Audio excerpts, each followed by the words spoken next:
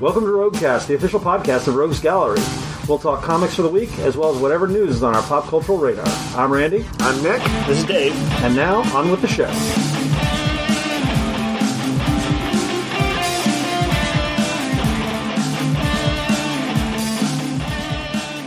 Welcome back to the podcast. We are in post-San Diego Comic-Con, pre-Gen Con times. Yep. Which means this week, lots of comics and media-related news. Next week, probably lots of game-related news. Although the actual comics that came out this week was kind of a smaller one. It is the fifth week, which means DC had like one regular book out. Marvel had like one or two regular books out, but mostly... They kind of put out odds and ends miniseries specials, and things. annuals. Yep. Some interesting stuff in the mix. Yeah. A lighter week than the last few. Yeah, but definitely some interesting things to talk about. We're going to talk about Fantastic Four, I believe. Fantastic Four. Pretty beautiful. Yeah. Pretty beautiful. Yeah, we really need to harmonize on that. Yeah, we'll work on it. Yeah, we will. Maybe we should practice even once. We'll nail it down. Yeah. We'll nail it down. Nick, we got to get you in on the next one. Sure. I did love, by the way, that the opening. This is not a spoiler. But the opening of the 5 minutes where they like are doing the rundown of them, it closes with that little singing bit. I love that little singing bit. It's good. It's good. They really they fulfilled the promise of a world where the people liked the superheroes and weren't jerks. Yeah. To give a preview of our Fantasy Four talk, we all liked it quite a bit. Yes. Yep.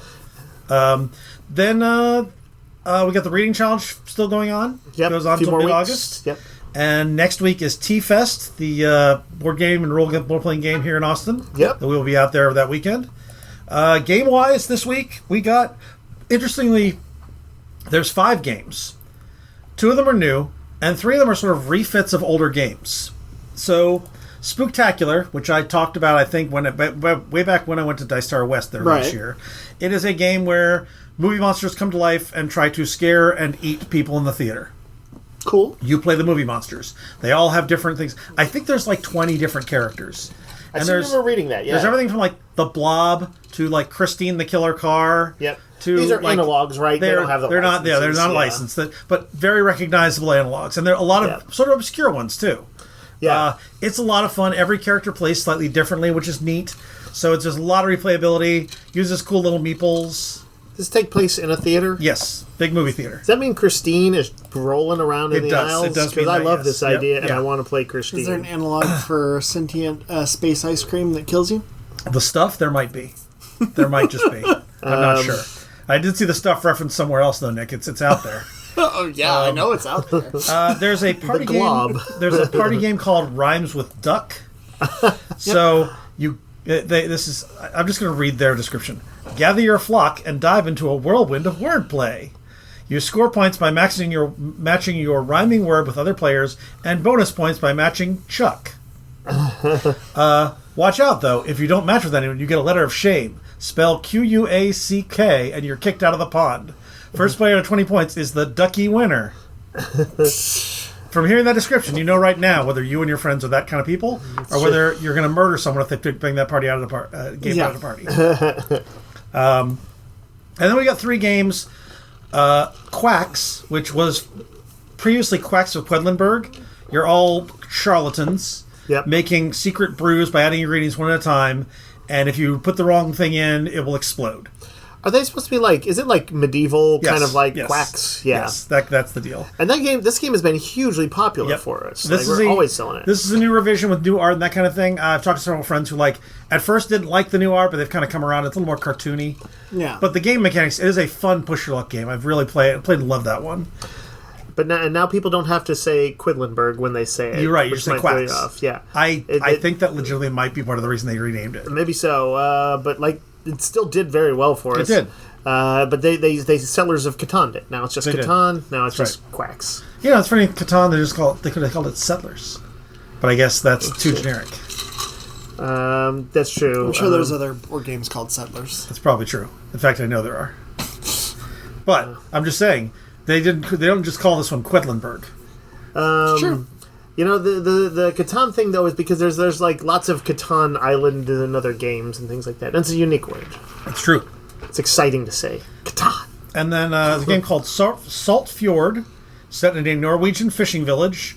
It says it is loosely based on the dice drafting mechanisms from Santa Maria, but otherwise completely redesigned and expanded. So another one of like a game that's been out of print for a while. This is a new version. Yeah. Typical Santa Maria knockoff. And just another Santa Maria knockoff. And then the 20th anniversary of Mission Red Planet, where you are going to Mars because probes have found a ore called Solarium that can produce 10,000 times more power than a steam engine. So this is Victorian era moon terraforming. Mars terraforming. It's Neo-Retro-Futurism. Neo-Retro-Futurism. Yes. And that sounds fun. I like that idea. We will have a bunch of stuff on Wednesday, but we'll cover that next week, basically. There's a bunch of stuff that we'll talk about. But Starfinder, Pathfinder, a lot of stuff getting out just in time for Gen Con. Yeah, I'm excited to see Starfinder's new edition stuff hitting. Yeah. All right, let's talk about the comics for the week. We have The War #1. This is I believe, a 2-issue miniseries from Boom Studios by Garth Ennis and Becky Cloonan. It's a notable creative team. That's pretty big. This was originally in Hello Darkness, their anthology, their horror anthology. They were just like short stories in the back. I think it was the last story of the first 6 issues. It's a little different from the normal Garth Ennis thing because there's not like any sort of superhero or supernatural thing in there. Nope.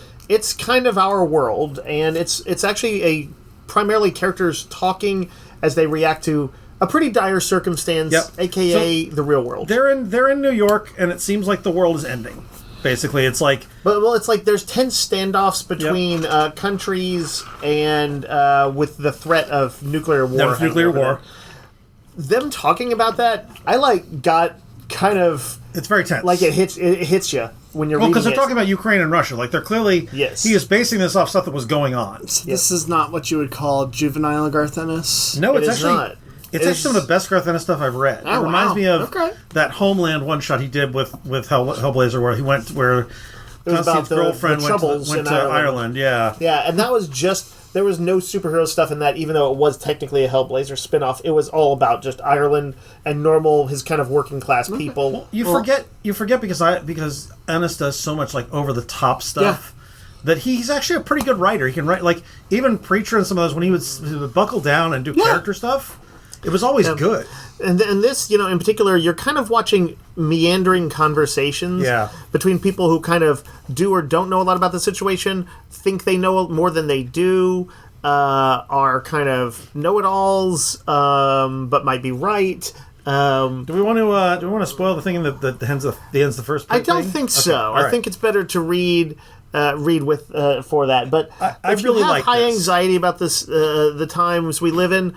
This might not be the best one for you. Yeah. But Garth Ennis, I will say, is telling a compelling story throughout. I'll also say that Becky Cloonan... her art's great. Her art kind of grounds the story in kind of this realism. Yeah, it's like a group of sort of 20-somethings, I want to say. Don't you think? Yeah. Or maybe late 20s, early 30s. Right. Because one of them's pregnant. They're about to have the first kid. Yeah. But yeah, it's this is probably my favorite single issue of the week. Okay. I might agree with that.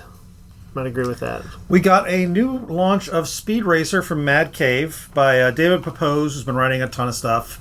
He wrote a Savage Avengers run. He's been writing Space Ghost, I think. We were talking about it yesterday, Randy, and I think we both were like, ho hum, we'll flip through it, we'll check it, we'll take a look just to give it its due, but neither of us, I think, expected to much like it. I think we were both like, good. We were both like, who needs another Speed Racer? Right. But it turns out it kind of did. Yeah, I like it. It's they do the thing where it's a little updated, but the energy Spritle. It's pretty classic. Yeah, Spritle though is that the name of him? Yeah. Or is that the monkey? No, Spritle. Chim Chin is the monkey. Oh yeah. Yep. He's a YouTuber. He's a YouTuber who's kind of coasting on his brother's fame. Yep. And but there's the he's kind of got a little bit of he and Pops are kind of button heads. Yep. And he blames Pops for the death the death of his brother. Yep. Racer, he aka was killed by the we Tiger know, Syndicate. We know who was Racer X. Yep. And but along the way, there's some racing. Trixie shows up. Yep. It's that larger than life racing style. My favorite version of Speed Racer is the Wachowskis version. Yeah. And this vibe's similar to this. That. Because I love it's that. not quite as over the top, actually, as right. It's not the kind of wild visual style. Right. They've actually, in some ways, put a little bit more thought into updating it. That's kind of what it is about. Yeah. And I think there's going to be some people who are like, you shouldn't update Speed Racer. It needs to be, that kind of super over the top. Sure. And it is still like, he's got the, what do they call the things that makes his car leap? The jacks. The jacks, yeah. He's got like the spring-loaded jacks thing, and all of the other stuff is still in there. But yeah, just surprisingly well done. Very solid artwork. I would say if you got the Speed Racer gene, to give it a peek. DC has Kal-El-fornia Love.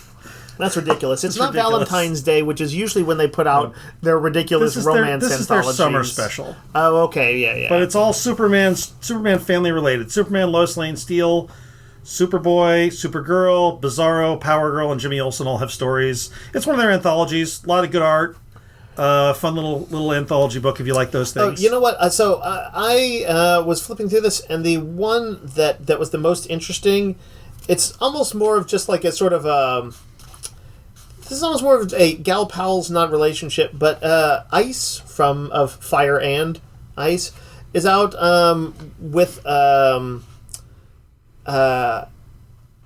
my gosh, Power Girl, and it's all like a conversation between them. They're fighting some bad guys and stuff like that too, but there's some fun stuff in there. It reminds me a little bit of Justice League International days.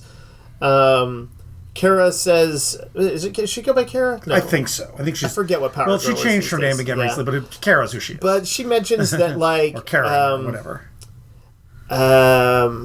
Let's see. She... Oh, sorry. I was trying to think. Yeah, Power Girl suggests that Batman has checked her out in her costume, that she caught him doing it. There's some fun stuff in here where...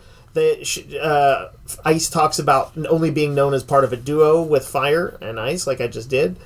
And they're kind of, I think, talking about somewhat the guys in their life and relationships and things. But like this one, I thought was the strongest one for me. There was actually pretty good camaraderie in this and some good dialogue between them. Yeah, and those are not characters I usually see put together. But Ice and Power Girl. Interesting. Fun. They were on Justice League Europe together, right? Or one of them? I think so. Yeah. Anyway, one of the Justice Leagues. Justice League Dark Tomorrow special. This is it leads into an event. It is also spinning out of the We Are Yesterday event. Basically, it's some weird stuff's going on with time travel. Somebody's killing time travelers, and this mysterious character called Legend in a power suit, clearly going to be revealed to be somebody. Yep. Comes to the Justice League for help. They put together a strike team of time travel weirdos. Yeah, which includes Batman Beyond, Jonah Hex, and the Huntress, who is the daughter of Batman and Catwoman. Yep. And they are going looking for who's causing this time traveling issue. And if you're a 90s kid at all and remember the Armageddon 2001 special, Wave Rider is also in this. Yep. It's kind of a fun, if you like time travel stuff, alternate world stuff, which I do. Yeah. It is also going to it's leading out of the All-In stuff. If you were wondering, like, what's going on with that Darkseid special that came out? This ties into that. It's fun to see Jonah Hex bouncing off of most of these characters. It is. I enjoyed it. Titans Annual Number 1. This is written... How many Titans Annual Number 1s do you think there's? A lot. A lot. This is Phil Jimenez, sort of a legendary creator, writing and drawing a story very focused on Donna Troy. Right, and he is very linked to Wonder Woman and Titans and Donna Troy. So it makes sense that he would be the guy to do that. Yeah. Nightwing Annual. This one has art by Francesco Francavilla, which is very, very nice. It is, again, like all these one-shots and specials, it is not... Nightwing's not really in it. It is a story of Maggie Sawyer and a comic book that is... what is it? Grey Ghost and his sidekick, which is... from the animated series. He was sort of Batman inspiration. What? There's a comic? Is there a comic within a comic? There's a comic within a comic. What? That seems like a Francavilla. There's a bad guy who is very much drawing from who's the Injury of the Eye guy, Frederick Wortham. Oh yeah. So there's a flashback story to that, and Maggie's investigating something. It's all going to lead into a Nightwing story. Sounds pretty solid for an annual. Yeah. Savage Wolverine, a one shot from the creator of Kill All Demons, an Image book from a while back. This is a sort of a horror book of Wolverine. Yeah, I think I saw some sort of transforming body horror type antagonists. Yep. And lots of slashy and blood. Yep. Werewolf by Night gets a one-shot, written by Michael Giacchino, who directed the Werewolf by Night Disney Plus special. The sensational Disney Plus special. It has... I would say the movie or the MCU continuity. Yeah. And there's something that ties directly into the special. Yeah. So if fun. you liked that, I'd kind of recommend this. Yeah. There's a one-shot called One World Under Doom Gods. This is Jonathan Hickman's Gods, his weird Immortals thing. Yep. I didn't read that. I wasn't super into it, but Ryan North is writing this one. I like Ryan North. And it's kind of a fun story about this sort of lackadaisical immortal and his apprentice who have to go to Doom because they have almost let something slip. The three of them, basically, that could destroy the world, and now they've got to work together. Oh, interesting Kind of a concept. fun, fish, what do you call it? Mismatched buddy comedy kind of thing? But with magic and world-destroying magic. I'm sure Doom is thrilled to work with... They love each other. It's great. Bring on the Bad Guys Loki. This is the fourth one-shot. Yep. Which I liked. I thought they did a good job with Loki. And Loki having a run-in with Mephisto is interesting because they're both similar power levels. Yep. Yeah, Loki agrees to do his bidding and go back and kill somebody in... what year is it? It's way back there. I don't remember exactly exactly past. what. It's the far-flung past. Yeah. And 1895. Okay. And Loki is like, oh, okay. He's like, I'll do that to work with you, but he's like, I'm going to do it my way. And it has something to do with the famous fictional play, The King in Yellow.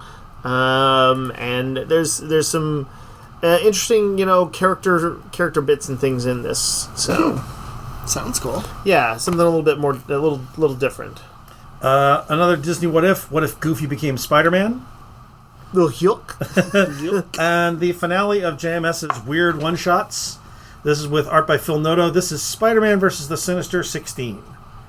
Right. So this is ridiculous. Mm-hmm. Yep. You're either going to love or hate. I'm going to say what the premise is because you know what? I both... I want to say I liked and also thought this was ridiculous and stupid. But... there is a new, French cuisine restaurant that's kind of like you have to get in on there months in advance. Sure. And Peter's managed to get in, and he's taking MJ to it. And it turns out, like, a whole lot of heroes are invited, showing up somewhat inexplicably in their superhero costumes, as if they kind of knew it was okay for superheroes, but I don't think that was made clear. But, so... And there was a lot of kind of, this is sort of out of continuity. Absolutely. It's its own thing. But it is like, there are some fun moments in there. There are. And some good bits of dialogue and even interesting bits of characterization. Spider-Man is talking about, like, he sees Octopus and, like, an old fling from, like, college or something like that who's, and he's talking with MJ about second chances and things like that. And that every once in a while, it kind of works out. But there's also ridiculous stuff and fights. And you know what I appreciated? At some point, who is... Eddie Brock is talking, and a bit of food from his mouth flings out and hits... Who is it? Sebastian Shaw? Or is that Hyde? I think it is Sebastian Shaw. I wasn't sure. I thought it might be Hyde. They both had... I think it was Absorbing Man. No? No, because he had sideburns. There's a bunch of people. He had sideburns. It is his Kingpin. His wine spills on Kingpin. No, it's the owl. It's later on. Oh, it's another guy with sideburns. Yeah, that's the owl. The owl's in this?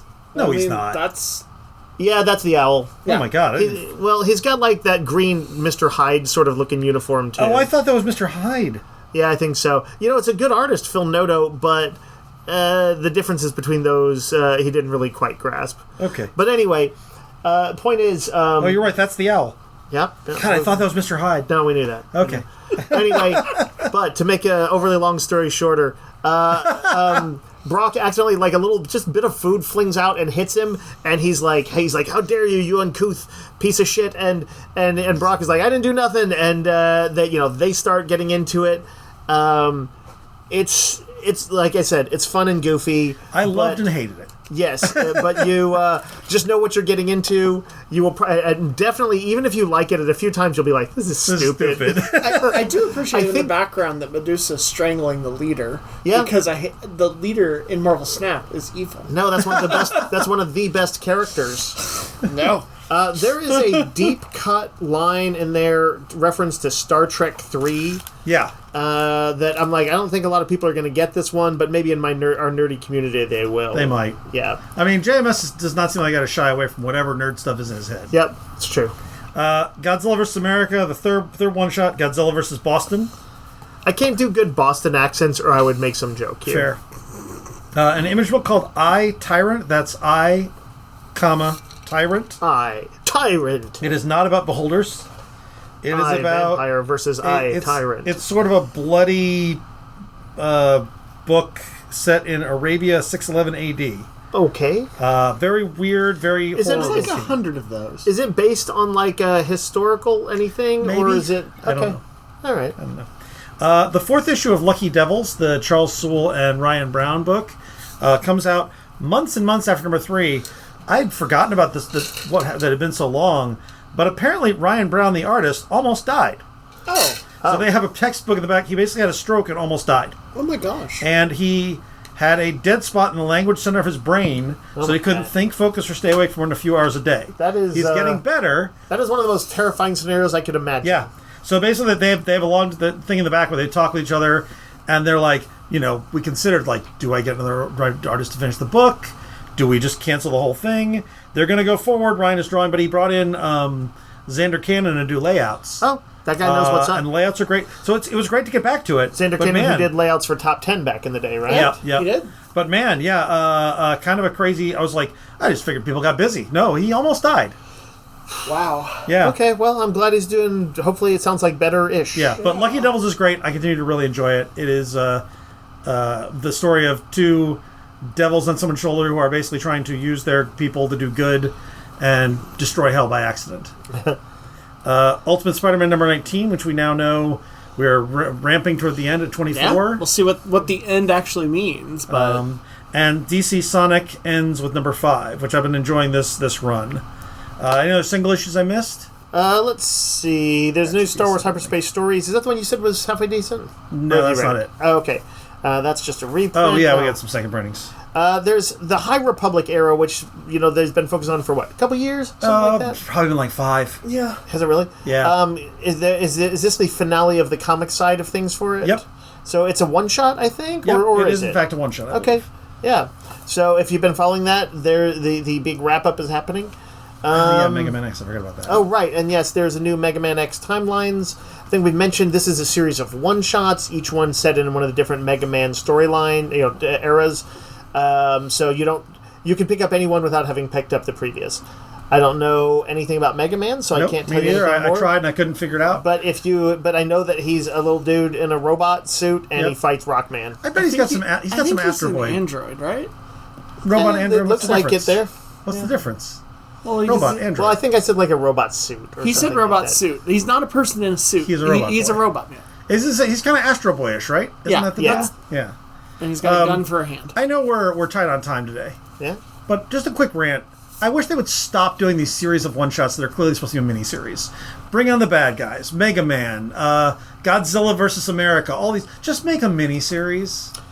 Yeah. Stop doing new number ones every time. It's confusing to everyone. It confuses our order system. I mean, that said, the Godzilla versus the different heroes and stuff like that, each one of those does stand alone. It is not part of a larger story. It's true, but I hate it. And each one of those Mega Man stands alone and is not part of a larger story. Dave, you're not getting on board with my rant here, and I don't like it. Sorry. Is the Godzilla because you kept interrupting the food shooting from Eddie Brock's mouth story. It's fair. the Godzilla books that are fighting different cities, are those all part of a story, or is it just no, one? I don't think so. I don't think somebody is going to be like, it's like, why is he attacking Boston? He just attacked New York last week. That's the cheesy way that people do it, like that they do it at a concert. Yep. All right, I guess my rant is Hello, ill-formed. Austin. Never mind. Never mind, I quit. Hello, Boston, where Godzilla's attacking, even though he attacked New York last week. We did also get a second printing of Jeff the Landshark number 1. Yep. And a second printing of Godzilla vs. Avengers number 1, which is one of those one-shots I hate. But I believe you you're like right. the story, okay? I did like the story. By the way, that Jeff the Landshark has a great reprint cover of him gnawing on one of the Infinity Gems with the Infinity Gauntlet under his paws. Very adorable. If you've ever had an animal chew on something, and if you have an animal, then you've had it. Yep. The artist amazingly captured that look of consternation that animals get on their face, almost anxious consternation when they're gnawing on something. Yes, I hate formatting, but I can like books in that format. It's kind of like the Age of Revelation #0. I was super mad about it, and yet it was one of my 10 favorite books of the year, of the month. Right. So I can retailer side of me and reader side of me are in a constant war. I'm just clarifying for the audience who might just be like, Randy just said, just don't even read this. It says it sucks. No, you're right. We should clarify that reader side of Randy and retailer side of Randy are very different. That's right. They're constantly warring against each other, like New Genesis and Apocalypse. It is a difficult side of the retailer job, though. It is. Where, like, sometimes we have to order stuff that has a format that's so frustrating for us. And sometimes it's only on our end. Sometimes it's frustrating for everybody. Yeah. People don't want to hear about our sad stories, though. No, I want to tell them. Okay. No one knows what it's like. We got some graphic novels and novels. We've got D&D Fallbacks, Dealing with Dragons. This is the second D&D novel featuring the characters who have a pet Otyug. Yep. I really like this first book. The I'm team super excited to read more. is referred to as the Fallbacks. The Fallbacks is their team name. They settled on it at the end of the last novel. Nice. I'm happy they're doing more of this. They're also doing a comic book series next month. Yep, with them, and they were the star of the D&D Little Golden Book. Golden Book, a long rest for little monsters. Yes. Great name. Justice League International Book 2, which I believe incorporates some of Justice League Europe and is all the DeMatteis, Giffen DeMatteis and Bart Sears McGuire. on the And then Justice Bart League Sears Europe. is Europe. Yeah. Yep. Planets Deluxe. This is about space garbage men in an alternate future. It's a manga from manga. I don't know, 20-ish years ago. Is it that long? Yeah, because it was the early days of our store, so the early 2000s. Wow. But it was like a really good manga. It was like a quasi-realistic in that sort of Andy Weir, The Martian kind of way. Well, they're like blue-collar workers in space. Yeah, or The Expanse or something like that. But yeah, it's about the lives and loves of blue-collar space workers. And it's the nice hardcover format that Dark Horse does their manga in. So Berserk, it's gorgeous. Trigun, you know what? I just remembered. I don't know if it was the first episode, like chapter of that, or a later one. But I remember there was this chick who was desperate to find a cigarette on the moon, and because of all the like flames are like a super big no anywhere around there because this has some realism to it. She can't get cigarettes anywhere. Do you remember this story, Randy? Yes, In Planets? I do. Just now remembered it when we were talking about it. Weir has a big part of that. We think it's pronounced Planets, not Planetes or something like that, right? No, I looked it up. Planets is actually just the word for like debris in space or something like that. Okay, all right. What were you saying, Nick? I said that was a big story element from the Artemis project. Or no, the second Andy Weir book. The one on the moon? Artemis. That's Artemis. Artemis. Yeah, Oh, yeah. which I've not read. Smoking. You know what? Was it? There's, I forgot about that. I wanted to listen to that. That audiobook is impossible to find. Oh, really? Yeah, I couldn't get it through. I couldn't. Spotify doesn't have it. I couldn't get it through the independent audiobook people. Yeah. I wonder if like Amazon has an exclusive or something. If you would wonder if like I can- a physical copy, I want to hear it. I want to listen to It's it. Rosario Dawson. She does such a good job Oh, with that's it. cool. I didn't know Yeah, if I can figure out a way to get it from my phone to your phone, Randy, Okay. we'll do this. All right. Cool. Maybe Dave, you can hold your phone up and recall me. Hello? From another phone. Rosario, are And you then in there? you play it, and I'll put it on speaker on my phone. Yeah. I'm just going to hit play, and periodically you call me during the day, Yeah. and I'll hit play, and you just Yeah. listen to the phone call. Yeah, that works. Yeah, just a little bit. Whatever section is on. That's right. We've got a graphic novel called Simplicity, which is by Maddie Lubchansky, who does an online comic I really like. She did a book called Boys Weekend. This is about a timid academic sent out from the walled dystopian security territory of New York City to investigate a cult in the wilds of the Catskill Mountains in 2081. Wow. I very much relate. That's a cool concept. It sounds fun. Then we've got the first collection of TMNT Mutant Nation. Yep. We've got the complete collection of The Terrifics, which turns out was 30 issues. Yeah. That is DC's team that Mr. Terrific kind of headlined. That Yeah. was written by Jeff Lemire. written by Jeff and Lemire. Art by Evan Chainer. Yep. It was a bit of like conceptually, it was almost a little bit of a cheeky stab at the Fantastic Four. because they had Stretchy Guy, but that was Plastic Man. Yep. The genius leader, the Reed Richards role, is Mr. Terrific. And they had similar ones like Phantom Girl was Sue, and Metamorpho was Ben. Yep. It's a pretty cool book. They've got like a really good look too. Like I have to say, that's one of the better uniform designs I've seen. If you liked Mr. Terrific and Superman, definitely check this one out. Yeah. And then finally, we've got the X Factor by Peter David Omnibus. This is the first chunk of Peter David's X Factor stuff that he did. Really, really good. This is where a lot of the character work on like Quicksilver. And all of them. Strong Guy, Jamie. Yeah. This is the joking, him playing a practical joke on them with a, was it a mayonnaise jar? I don't remember in the first issue. I don't know. I didn't read it. Oh, okay. But it's them as a government team. Yep. Yeah, they were the government team of mutants. And Val Cooper was their liaison. Yeah. This is fun stuff. I think I read it all back in the day. Peter David, of course, passed recently. This is some of his best stuff. Does that have like Wilche Portacio and some of those artists? No, it's Larry Stroman. Larry Stroman, yeah. Okay. Yeah, some of the notable artists of the '90s were getting their run started on that. All right, we're going to take a pause, then we're going to come back talk about some San Diego Comic-Con related news.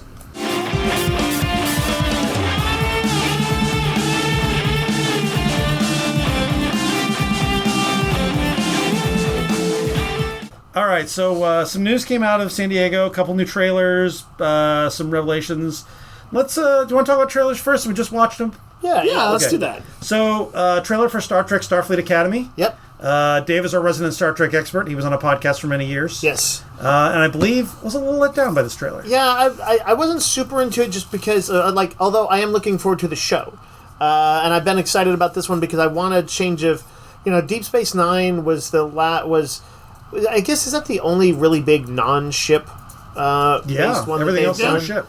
And so, and although there will be a ship in this one, they are also going to be the Starfleet Academy is on Earth in San Francisco. You get some school antics. So you'll get some school antics as well. But so the trailer is very much kind of like it is like maybe 2 minutes long or something. But it's kind of a teaser trailer. It's a Starfleet Energy trailer, that sort of optimistic Starfleet Energy as the Chancellor of the Academy, Holly Hunter's character, whose name is going to escape me. Yeah. The character's name. Yeah. Captain Aki. Nala Ake? Yeah, Nala like Ake, yeah. She's kind of, it's like her speech to the students, to the new class. Yeah. And so it's a lot of like kind of Starfleet philosophy, and I just thought it was like a little like I didn't sense any see like, oh, what are the conflicts going to be, what's the drama going to be. I think that's basically going to be next trailer. Yeah. This one is like concept and sort of a little bit of optimistic energy. The people who followed Star Trek Discovery know that they in their last few seasons went far past, like basically close to 1,000 years past. Yeah. The as far as we had seen in Star Trek previously, or regularly at least, past Picard's era, to the 32nd century, where they did their last several seasons, and I thought that was a good setting. I liked the 32nd century stuff. Yeah, I did too. And but Starfleet, because of like a big sort of intergalactic disaster, had sort of fallen. Has not been around for like 120 years. Yep. And this is the first Academy class of 120 years. They're going to have essentially the campus will be, I think, on Earth in San Francisco, which where historically it is in Star Trek. Yep. But they will do missions in space, probably training missions on board the ship commanded by Holly Hunter. Let's see, we see glimpses of the characters, and I know a little bit more from behind-the-scenes stuff about a few of them, but there's one who's definitely who were the shock troops of the Dominion? The Jem'Hadar. There's someone who's, I think, a professor. Yes. Who's mixed Jem'Hadar Klingon. Yep. Which is kind of weird because Jem'Hadar did not even mate with people. They did some sort of... But that was hundreds of years in the past, and things have changed. It was hundreds of years in the past. And what else? There's a... So I think what I liked from this trailer... Yeah, hit me. Because Holly Hunter's narration is the only sound we really get. Yep. But you see the way that they're interacting, it gives a little bit of that 20-something college, drama kind of thing. There's definitely implications. There's some romance between them. For sure. One of them is doing there's a dance sequence she's doing. Like, we're going to get sort of college antics at Star Trek, and I think that'll be fun. Yeah, that's something... I've occasionally seen people being like, well, what's there to do? What's there to happen in college? I don't know, all of life's experiences. Yeah. I think what I'm hoping for, what the vibe gives me from, is you don't want to go full CW, right? But I want a little bit of that in the Star Trek universe of like this is a universal thing of like 20-somethings figuring out who they want to be and what they want to do. Yeah, I agree. And I think that we also see the bad guy, but they're going to be doing that and also be able to go into on like a freaking starship. Yeah. And all that, so it's like you're not going to get some Starfleet stuff. I'm curious what the spine of the stories are going to be. Like I said, we have a bad guy, Paul Giamatti, who's like a half Klingon, half something else. Right. There's I don't know what his deal is. He's a Tellarite. He's a Tellarite. That's right. It is weird to me that like 5 or 6 of the characters are half something, and it feels like someone in D&D where everybody in the party multi-classed. Yeah. But that sort of makes sense. Like, basically, they want to do the melting as pot the races have been around longer and longer, there will just be more mixing. Yeah, yeah. Randy, do you not want race mixing? You know what? Let's get them. That's not a thing we want to talk about here. But we also, I want to go on record and saying I'm fine with race mixing. Jesus. But we also just maybe not Klingons and Jem'Hadar. No, I think there'll be hopefully an interesting story behind that one. We also see people like the Doctor and Tignataro. So speaking of Jet Reno is great. I'm glad to see her some again. iconic characters that have been around. So that young woman who was dancing, yes, I believe, is a hologram. Oh, right, and she is apparently was only created like a month prior or a few weeks prior or something like that. You know what, Dave? They're ripping you off. Yeah. We played that Discovery era, and someone played a hologram. That is actually true. Yeah, you should sue them. And that was the one where when we played that, the episode that came on afterwards had a bunch of weird similarities. Yeah, you know what? You should sue Paramount. I hear that works out pretty great for everybody. They will fold like a cheap suit. That's right. And get millions of dollars. But that also, the interesting thing about that is that means that they'll have this new hologram character presumably interacting somewhat with the Doctor, the holographic Doctor, and see, my co-podcaster and really the head of Tex Trek when I've been podcasting with him for years. He doing something for Trek Core, one of the big online sites for Trek interviews and news. Did a great trailer breakdown. So if you want to find out about all the Easter eggs, including that screen that shows there's a big wall of names. A wall of names, and it shows, what's his name became an admiral? Harry Kim. That's big news there. Here's what happened to Garrick. There's something in there that teases the fate of Cisco. I think it's going to be intertwined into one of the stories. Yeah. Since Deep Space Nine did leave some mysteries at the end of it. Man, if they would acknowledge Deep Space Nine's continuity, I'd be very happy. I'd like to, but I'm almost worried. I'm like, don't mess it up. Don't screw it up. You can't screw it up. That is it's true. got to be good. This is the creator of Discovery, right? This is Kurtzman? I think so. It definitely has Discovery vibes. Yeah. Which is good and bad. Yeah, I was going to say, for better or worse. I mean, that's sort of a loose energy, but I think, I want to say, one of the writers was, isn't this Tawny Newsome? From Lower Decks? I think you're right. Yeah, I believe she is actually one of the writers on the show. Your most loved show ever. Yeah, but it is beloved in the fandom. Oh no, I know. And so I mentioned it actually is people should probably be looking. Don't assume that it's going to be exactly like Discovery if you didn't like Discovery. Yeah. But anyway, I didn't love this trailer, but I'm still very interested in the show. Yeah. The other trailer we saw was Peacemaker Season 2. I think Peacemaker was an unexpected delight for all of us. Yes. Yeah. Can't wait to see the opening credits. I assume there will be a new dance. I would assume so. Am I correct that the background for this was an Ozzy song? It was. Yes. Which is interesting, of course. With good choice, yeah. It's timely now. And it's one that starts out even kind of like, ballad, kind of emotional sort of energy to it. Yeah. But the big storyline in this one will involve So it's got Rick Flag Sr., who... Right. Rick Flag Jr. was Peacemaker killed in his first appearance. Right, in the Suicide Squad. Yeah, in Suicide Squad. And so Rick Flag Sr., who Frank Grillo has been playing in Superman and Creature Commandos, Yep. Is now going after the man who killed his son, Yep. which means Argus is going after Peacemaker. Yep. And he was part of Argus last season, sort of. They were like a Black Ops division. Yep. So there's that going on. But also Peacemaker's like trying to become a real hero and not just the goofball he's always been. And his dad left him an extra-dimensional portal that goes into a better version of this world. And so at some point he's going to decide to go live there instead. Did his Nazi dad... his Nazi dad, who's not a Nazi in that parallel universe. That's weird. Did you not see... They show... Instead of the white dragon, he's like the blue dragon. Yeah, no, I saw that, but I didn't know that his dad is not a Nazi piece of shit in this world. Okay. Oh, so Robert Patrick will return as a halfway decent person? As a decent probably? version of himself, yes. I don't believe that's true. He always plays a bad guy. It's like the Bizarro version of our world. I mean, that's true. So you know Lex Luthor is a good guy in Earth, most of the time, in Earth 2 or whatever. Yes. What is that? Lex Luthor's a good guy in Earth 2. Yeah. Oh yeah. This kind of thing. I think this looks fun. I like the James Gunn weirdness. Yeah. But it comes down for me as John Cena. He's really good. He is really good in this role, and sincere and funny. Yeah. His comedic timing matches his kind of physical for sure presence on there. Yeah. And more eagly. Yep. Plus, also there's good stuff with all the supporting cast, hints of funny stuff and new interactions between them. So. The guy who's been on since Suicide Squad, who plays one of Economos? Economos. He's great. hilarious. That's Steve Agee. Yeah, he is like, I feel like almost like the secret weapon of that show. Yeah. And Vigilante's fun. And Vigilante. Comic book news and some slightly movie news, I guess. No, this is all comic book news. Kelly Thompson is going to be writing Angel and Buffy at Dynamite, so they're giving another run at that.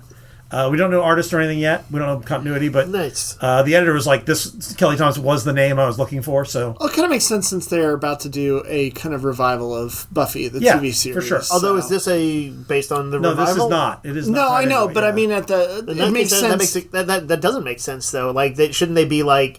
Well, we don't know if it's... They'll have an appetite for more. People have an appetite for more Buffy and Angel. Right, no, I'm like, I don't think it's going to be like some bomb or anything. I'm just like, it's a little weird, like, here's the new continuity and we're sticking with the old. But I guess that's sometimes that's a lure as well. It's so you don't like new Buffy? Well, here's old Buffy. Here's old Buffy. Jean-Lin Wang and Freddie Williams are taking over TMNT with issue number 13. So Jason Aaron will be wrapping up his run with, who's the guy currently doing the art? I forget who it is. Juan Ferreira.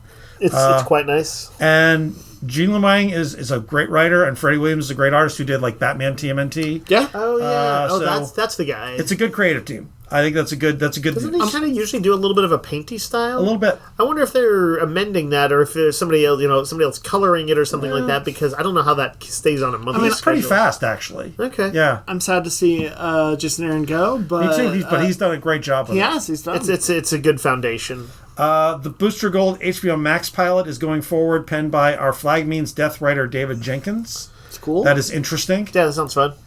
John Byrne's X-Men Elsewhen is getting colored and collected at Abrams.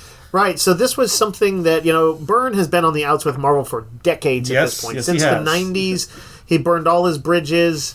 To be fair, I seem to remember that the thing that set him off, who was the guy who was the volatile head of Marvel in the early 2000s? Shooter? No, Bill Jemas. Jemas. Yeah. They asked Jemas how they got Byrne to... Because who was already had broken faith from Marvel, or broken ranks from Marvel.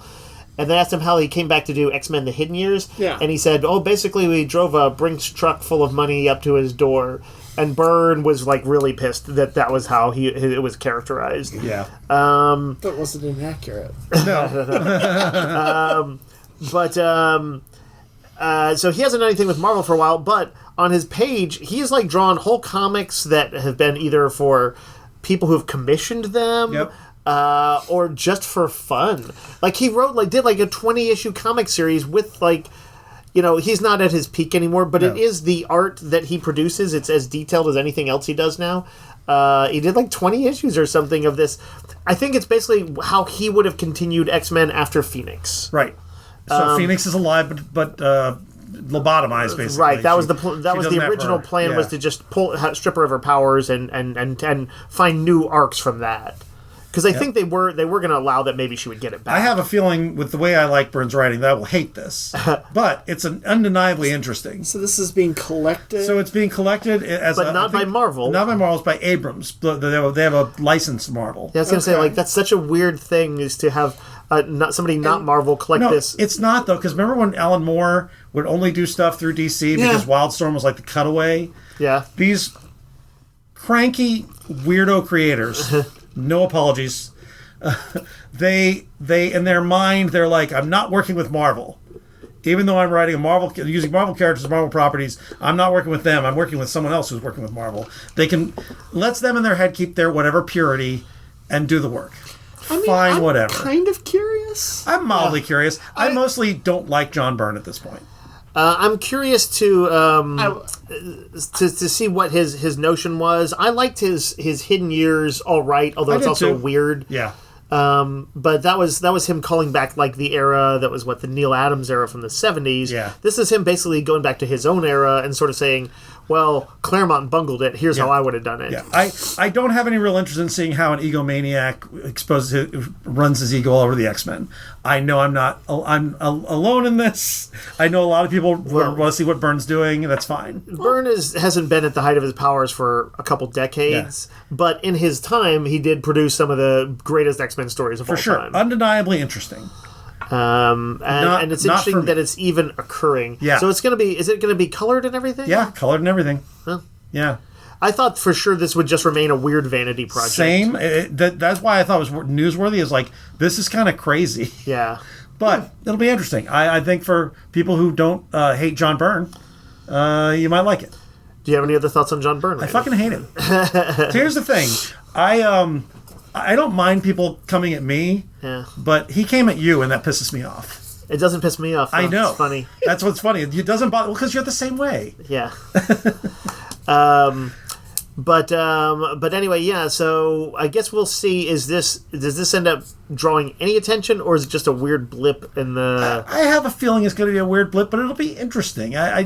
It's a weird thing to get done, and it's. I think Chris Ryall, who was formerly with IDW and had relationships with these guys, he kind of brokered this whole thing. I feel like there's going to be something weird in here where he's like, oh, well, I always intended to have Wolverine and Kitty date. It's going to be something weird like that, There's going to be something bonkers in it. Yeah. And he's like, well, that was just the style of the 80s. Yes, I agree. There'll be something wild in there. That's what I'm looking forward to. Unhinged by Claremont's crazy sexual fantasies. I'm sure Byrne will have some... Byrne has his own weirdness, yeah.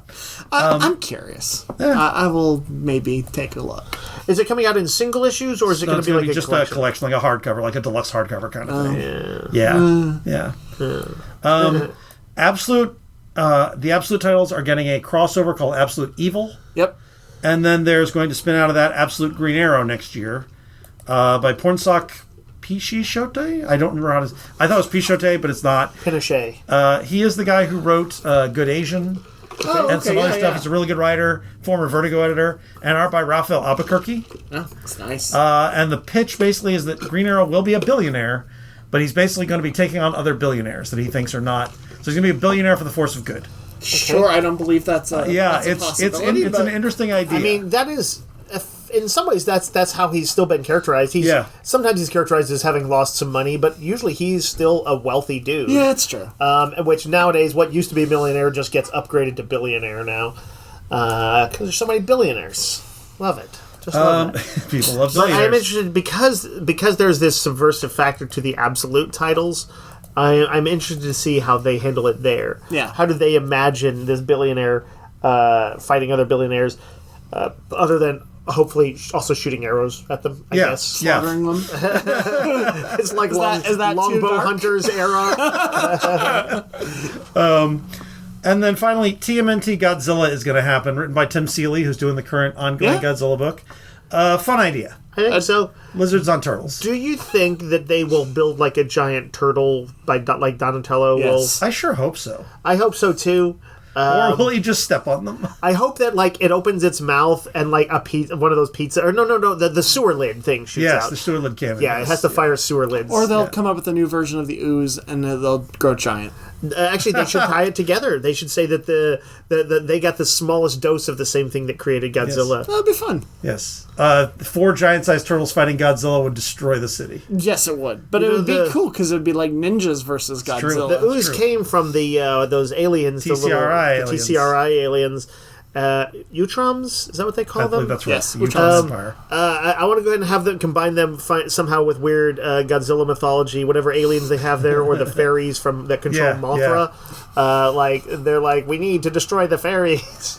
Yeah, it'll be fun. I think this will be a fun thing. No, I kind of love that Godzilla's crossing over into everything right now. Toho's sort of loosened the grip a little bit and let people have fun with it. They're having their moment. Well, Seeley is like spearheading a lot of this, it seems. He is.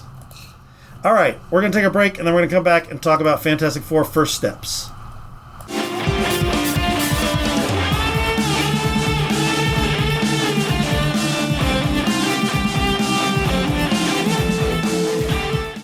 All right, we're going to start with a spoiler warning. If you have not seen Fantastic Four First Steps, first of all, why?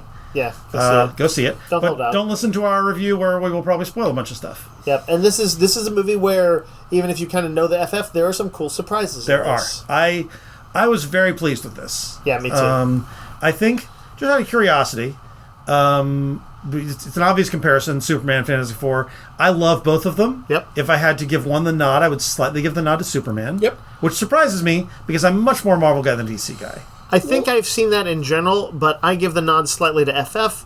I think it is a little bit cleaner movie. Its thematics are a little bit stronger, and it doesn't... There were fewer scenes where I'm like, I don't know about that take, or on some character. Yeah. Like every once in a while in Superman, like when that Charon the Boatman was guiding him through the thing, and I was like, what is that? That's Mr. Handsome. He's the first human that Lex Luthor created when he was a teenager. Yeah, I saw something about that. Or when Superman was like in the primordial chronal ooze fighting and stuff like that.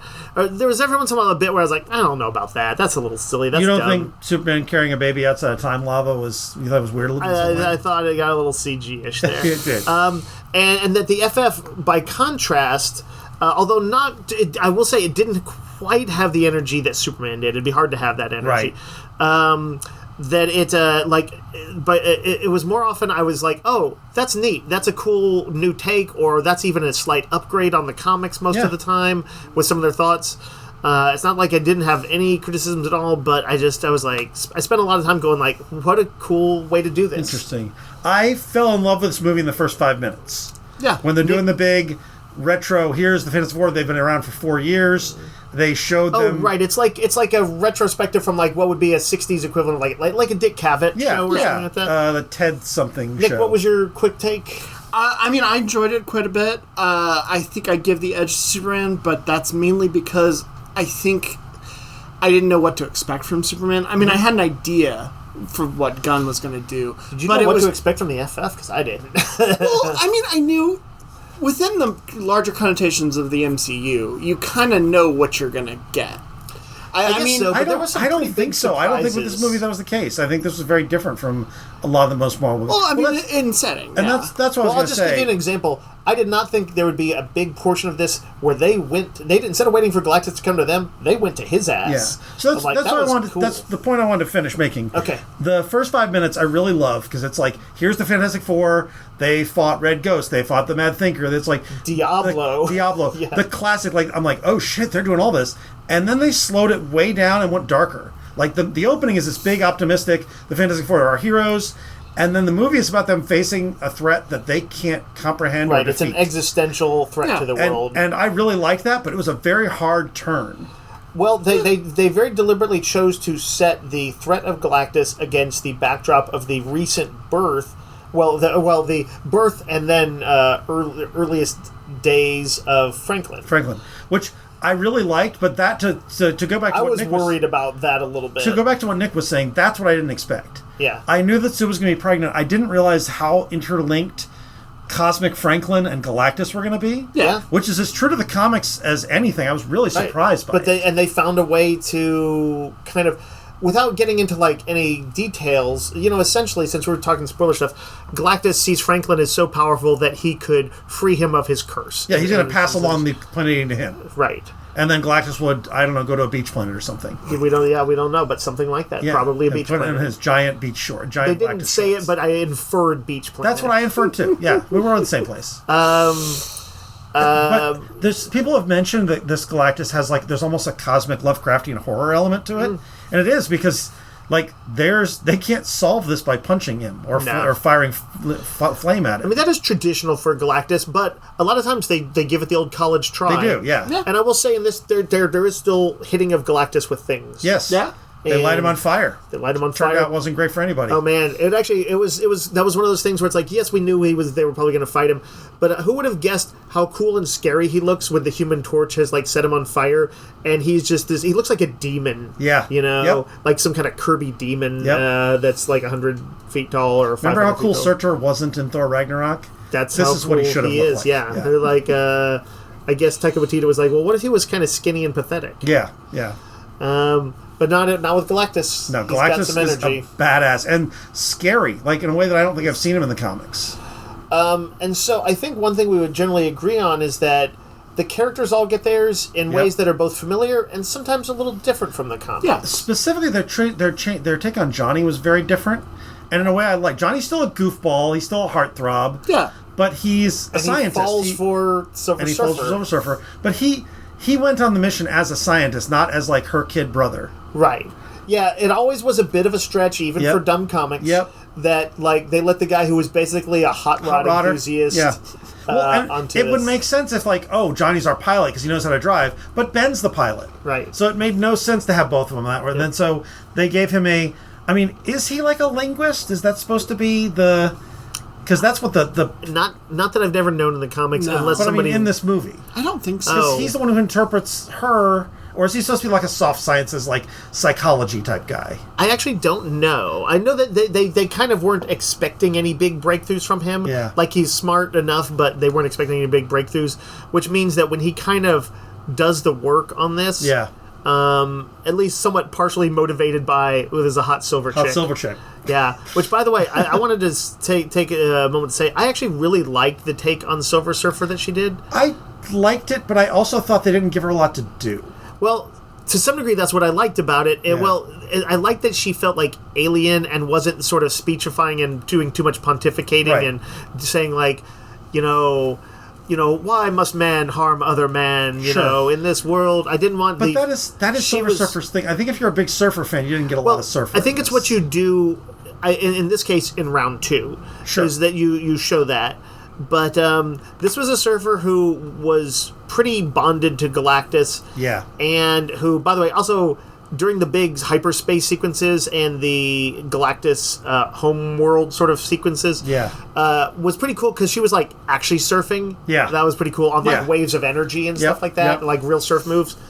But I liked her as this force. She was an antagonist in this movie. She was an antagonist, They didn't hurry up and bring her on board. There is, of course, there is a moment of defiance. Yeah. But it's not a vital game changer. Well, actually it probably is, but... Yeah. But it's not... They don't spend a lot of time with her. This is definitely focused on the family. Yeah, it is. I think... Reed Richards was great. I thought Pedro Pascal really sold it. I thought he was not the arrogant Reed that I think a lot of people expected, maybe even some people wanted. Yeah. He was just, they managed to get the sort of like, he is a scientist, he's a little bit stuck in his own head. The bit with him and Sue where Sue was like, you considered giving up our baby. And he was trying to explain to her, he's like, no, I never considered it, but I did consider I thought it through. And she's like, for her, it was unthinkable. Yeah. But Reed thinks about everything, and she was very hurt by that. Right. I thought that was a really nice, subtle way to get to that. They do some subtle things in it. There's a great scene earlier where Ben is talking with Reed and sort of trying to get him to like, hey, stop kicking yourself around for the fact that I became this. And then he kind of, in a weird way, in that kind of helping a friend, but also kind of taking a shot at him. He's like, you're not as smart as you think you are anyway. And Reed's like, I'm pretty smart or whatever, and he's like, can you make a meal or whatever? Yeah. And he throws a few things at him, and that kind of cuts him off. Yeah. But in a friendly way. I like their thing too. Yeah. He had one of the basically the scene where I kind of got on board the movie 100%. Was the scene where where they find out that she's pregnant. Yeah. Because you can see it on the Thing's face that he has managed to put 2 and 2 together ahead of Johnny. Yep. And he has that kind of like, this is great. Like he was like excited and like kind of really happy for his friends. Yeah. And his sister or his she's his. She's nothing. She's just friends. Yeah. Just friends. Nothing more. Yep. But yeah, I was like, man, that is some great CG there when you can make me read a character's subtle expression like that. Yeah. I thought the Thing story with Natasha Lyonne, her character Rachel Rossman, I think. Yeah, Rachel Rossman. Is that a character from the comics? No, it's a nod to Kirby's wife. Ah, okay. Oh yeah. It is weird they didn't use Alicia. It's kind of strange to me they didn't use Alicia in that role, but I love Natasha Lyonne. It was kind of a non-story. It was a little bit of story. Well, a lot of it apparently was on the cutting room floor. That makes sense. But they nodded to Thing being Jewish. Yeah. There's definitely, they set up a story there. Yep. And I liked that. Yeah, I think that, what it was for him was his backstory took a backseat to the others, which I think is good in a way because usually he kind of is such a dominating presence. For sure, yeah. But I think it was sort of a, hey, does he have enough hope and also maybe enough hope to want to go and be with this pretty girl who he's attracted to, right? Feels like he's got a connection with. Does he, is he even going to try? And that was his story, because this was a thing who was broadly fairly comfortable in his own body, or had made his peace with it, but kind of maybe had been like, it's just, I'm not going to have this thing in my life, and sort of gets to the place where he decides, well, let's see what happens. Yeah. I think Eben Moss-Baccarat did an amazing job. He did. I was just looking up his name. That's the actor who played him? That's the actor. He's great in The Bear. And the cooking thing is from The Bear. From The Bear, for sure. It's got to be a nod. Yeah. I think they nailed all the characters. I thought Vanessa Kirby was an amazing Sue Storm. I was saving her for last because I think Vanessa Kirby walked away with this movie. Well, she's the leader of the movie. She's the leader of the team. Leader of the team. I thought that this is the most interesting I've ever seen Sue Storm. I agree. And having her, the bit at the end where she basically stops Galactus single-handedly was badass. That was a nod from the comics, right? She does that. I don't think that's ever been done. Knocks him over. No, I don't think so. He does get knocked over. I saw a comic panel that she did. I actually have not read the original Galactus saga, so I've read that. She doesn't do it in that. There is one where Galactus gets knocked over, but it's the Thing, it's when they've hit him with everything during Byrne's run. Yeah. And then including, he saw, Doctor Strange made him see, almost like the Penance Stare, the ghosts of all the untold, billions or trillions he's killed. Okay. And then, I think Ben launches Reed into him, or Reed launches Ben into him, hits him in the face, and he falls. Yep. Or something like that. But, I don't recall Sue doing it. Doesn't mean it didn't happen at some point in the runs. Oh, it doesn't knock him over, but she does hit him with kind of a. Well, the thing nod is, to it, the thing is, Sue sacrificing herself to stop Galactus, I did not see coming. Yeah. And it was also a level, by the way, of kind of badassery. On the level of, when Thanos nearly got whooped up by Captain Marvel. Or by Scarlet Witch, is actually who I was thinking of. The rain fire scene. But they had me sold. I was pretty sure I knew it was going to happen, but I'm like, did they just kill Invisible Woman in the Fantastic Four movie? they did. They did. But I thought I knew what was going to happen, and I did. But I was like, did they really? Are they going to kill her off? What's clever? I bought into it. But tying it all together with Franklin, it does. Basically being a part of with the power cosmic. It made so much sense that that Galactus talked about how powerful he was. Yep. And then we just kind of went well, yeah, maybe when he grows up or whatever. But if he's that powerful, it would make sense that even as a kid, he might be beyond something really intense. And yeah, that he would be able to revive someone feels like it's fair game at that point. Yep. Also, that kid's going to need some therapy because the first thing he's going to remember as a baby is saving his mom's life. Yeah. He's remember when you brought your mom back to life after a space god tried to kidnap you? Well, I'm sure that the person from the teaser scene who he's with will help him out with that. He'll be great for that. That was, by the way, RDJ. Was. Yeah. Because it was filmed by the Russos. Yep. So there were two post-credit sequences. Yep. And since you've made it past the spoiler warning to even get here, we can say Reed, I guess, or does Reed walk in on him? No. It's basically Sue trying to find a book to read to him. She comes back into the room, and she sees a kneeling, cloaked figure who fans will immediately recognize as the green cloak of Doctor Doom. And he's even he's got the mask off. The mask off. And you don't see what Franklin sees, but he's clearly taken his mask off. And I'm like, I don't even know what the full intent of that scene is, but it's pretty impressive. I literally gasped when that happened. Dave, you had the idea that Popsy was playing peekaboo. Yes, you know what? My one of my favorite little small things. I loved the bit in the opening 5 minutes where to give kind of doing something a little bit different. They said that Sue had brokered a peace between the surface world and the Mole Man. I forgot about Mole Man. Yep. And from his land of Subterranea. And you do, by the way, briefly see his what's the big monster called? Giganto. Giganto, yeah. Made famous from the cover of Fantastic Four #1. And there I was just like, oh, cool, they've given her a little bit more dimension and nuance, but they pay it off in a huge way at the end. Do. When basically they need New York evacuated and there's no way to kind of get everybody out of the city in time. And so they use the newly brokered peace with the Mole Man to evacuate people to Subterranea. Which, by the way, they had a tunnel going into Subterranea. Yeah. Yep. Like it's clearly already been built.